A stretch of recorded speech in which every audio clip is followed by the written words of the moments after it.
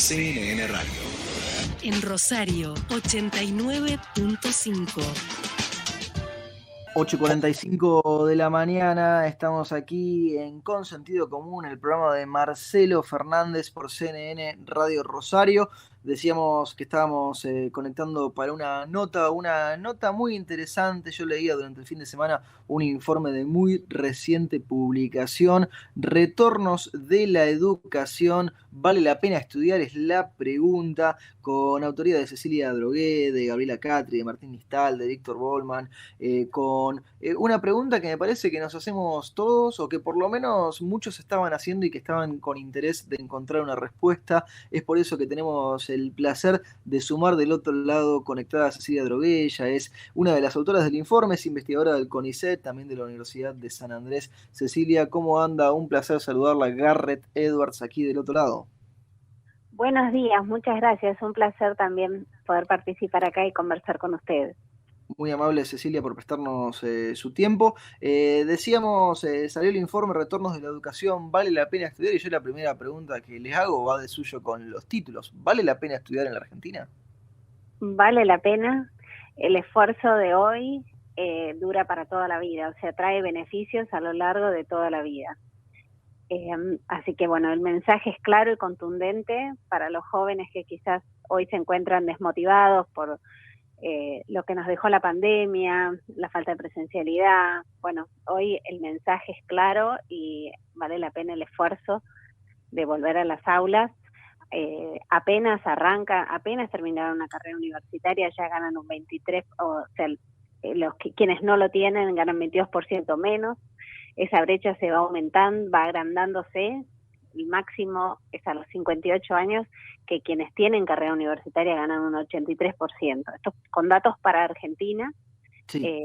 Fue elaborado con datos del tercer trimestre de 2021 provistos por el INDEC, por la encuesta permanente de hogares. Así que bueno, no solo la mayor satisfacción, porque uno tiene mayor libertad de elección, entre más opciones para elegir lo que quizás se adecua más a sus intereses, sino que además hay una retribución económica bien concreta. Cecilia, es muy interesante ahí lo que nos marcaba. Le tomo primero el caso de aquellos que han completado sus estudios universitarios de grado. Ahí nos decía recién, y yo veía los gráficos en el informe, ¿no? Que primero hay un salto con respecto a los que no completaron sus estudios. Ese salto se va manteniendo a lo largo de la vida y luego hay un punto, le hablo primero del caso universitario, en el que empieza a bajar. ¿Es así? Sí, correcto. Eso es lo que se observa. O sea, como que el máximo se alcanza a los 58 años y después, o sea, si bien la brecha sigue siendo muy grande, los ingresos de quienes han completado los estudios universitarios empiezan a decaer, ¿no? Podríamos pensar las personas que ya están más cerca de jubilarse, o sea, como que han llegado a la cumbre. Y esto también me parece que quizás en un contexto como el que nosotros vivimos, la inflación muchas veces hace que se puedan producir estas caídas, ¿no es cierto? Estas caídas de salario respecto de quizás de personas un poco más jóvenes, ¿no? La inflación hace que las empresas puedan aumentar a unos más que a otros y esto puede contribuir a esta distorsión o a este fenómeno que observamos más que eso.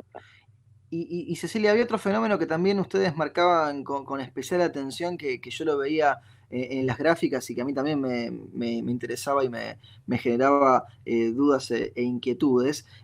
Ustedes los separan, ¿no? Le contamos a la gente en el estudio los que completaron sus estudios universitarios, los que los iniciaron pero no los completaron, los que completaron sus estudios secundarios, que son los estudios obligatorios, los que no completaron su secundario y los que tuvieron el primario completo. Y ustedes veían con el relevamiento de datos y con el análisis que llega un momento en la vida, más bien al final, en que los que completaron el secundario versus los que empezaron la universidad y no la terminaron, que básicamente casi que terminan en el mismo punto. Casi en el mismo punto, sí. Eso es así como vos lo mencionás, en el gráfico se observa eso. Hay como un pequeño plus por haberlos iniciado, pero es muy pequeño. Inclusive también nosotros asimilamos la educación universitaria como si fuera una inversión, tomando en cuenta el costo. En este caso consideramos el costo de oportunidad de educarse en lugar de salir al mercado laboral. y calculamos la tasa interna de retorno para estudios universitarios completos e incompletos. En el caso de incompletos, la tasa de retorno es de 1%, o sea, es positiva, pero bastante pequeña. En el Claro. caso de estudios Casi como que no vale la universitarios, pena iniciarlos y no completarlos. y parecería que da un plus muy pequeño, ¿no? Y esto sí es una problemática bastante actual. En estudios que hemos hecho ya previos a la pandemia, los primeros años universitarios son aquellos en los que se da la mayor deserción de alumnos. En pandemia esto parecería haberse agravado, sumado a la falta de motivación, a la no presencialidad. Entonces, bueno, sí, hay que remarcar que los beneficios reales se observan si uno logra completar, ¿no? Los otros son beneficios menores. Claro, Cecilia. Y le pregunto y le sigo porque seguro que ustedes se lo preguntaban cuando estaban diseñando todo este análisis, toda esta investigación y para presentar luego el reporte. Eh, Ustedes también pensaron que hay otras variables que a veces puede ser que sumen, no solamente lo educativo, es cierto, más allá de que no estén a lo mejor en este informe en particular. Sí, sin duda. Cuando hablamos de tema educativo, hay muchos elementos que están rodeando, digamos, y que también interfieren o que también tienen un efecto en lo que es la educación de las personas. Nosotros hicimos un estudio intentando controlar por datos, por ejemplo, del hogar, por el nivel socioeconómico del hogar, por el nivel educativo de los padres, o sea, como para tratar de tener lo más neto posible lo que es la educación, ¿no? Entonces, aún controlando por el nivel educativo de los padres, nosotros encontramos que el año de educación aumenta un 10% los ingresos. O sea, tratando de aislar los efectos de las demás variables. Esto nos da como fuerza de que es la educación lo que genera la diferencia, ¿no? Y Cecilia, yo le pregunto, porque había visto en algunos de los resúmenes ejecutivos que además también calcularon un estimado del acumulado a lo largo de la vida profesional, ¿no? En la Argentina. Sí, sí, hay, o sea, como que todos Me, los... me refiero en dinero, ¿no? Usted me entendió, pero por las dudas para la gente. Sí, sí, sí, claro. Por ejemplo, decía, entre los 23 y los 65 años, una persona con universitario completo suma en promedio 32 millones, con valores de tercer trimestre de 2021, ¿no? Contra 20,4 millones de alguien que no logró ese grado educacional.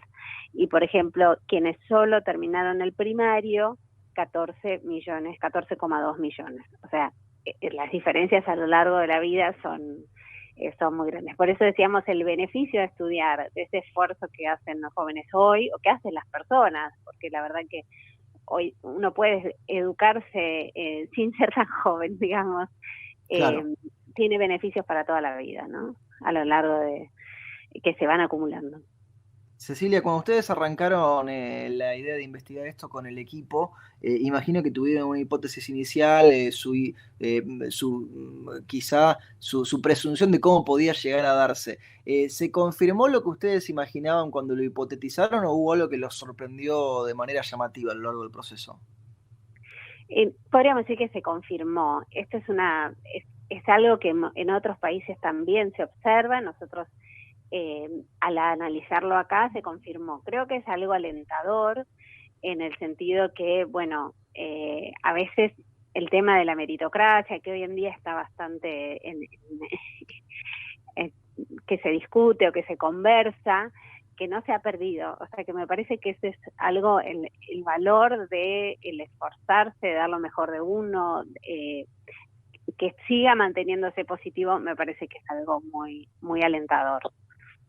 Cecilia, le hacemos las últimas dos preguntas. Habló recién de otros países. ¿Están pensando en la posibilidad de compararlo con otros países? Porque imagino que ahí debería haber si se pudiera estandarizar una metodología de información muy, muy rica, muy, muy interesante para tener a la mano, ¿no? Sí, la verdad que sería un proyecto interesante. Muchas veces es difícil de comparar los sistemas educativos, o sea, los años no siempre son iguales, pero de cualquier manera puede ser un estudio interesante de comparar. Lo que voy es que a veces cuando uno hace esas comparaciones hay que tener cuidado, porque que haya dado un poquito más, un poquito menos en un lugar, bueno, pueden haber multicausas, no necesariamente, o por ahí el contexto del año que se tomó, Sí, ¿no? o el poder de compra, digo, no son lo mismo la misma cantidad de dólares en los Estados Unidos que acá, por ejemplo. Claro, entonces hay como varios elementos que no siempre permiten hacer una comparación directa, pero sí es un estudio muy interesante. Algo que también en este no llegamos a analizar, pero que en otros estudios previos lo hemos visto, y es que la educación también funciona como un seguro de desempleo. O sea, las personas más educadas en general tienen menores problemas de desempleo. Así que bueno, es un aliciente más para estudiar. Gran dato ese último. Cecilia, ¿dónde se busca el informe completo si la gente que nos está escuchando ahora lo quiere leer? En Argentinos por la Educación, en la página de Argentinos por la Educación, allí está el informe completo con todos los gráficos, con todos los números. Así que bienvenidos a que lo puedan consultar. Cecilia, le agradecemos muchísimo el tiempo que se ha tomado para charlar con nosotros y con nuestra audiencia y le mandamos un abrazo. Muchísimas gracias a ustedes, un placer. La teníamos a Cecilia Drogué, una de las autoras del informe Retornos de la Educación, vale la pena estudiar, investigadora del CONICET, aquí en Con Sentido Común, el programa de Marcelo Fernández por CNN Radio Rosario.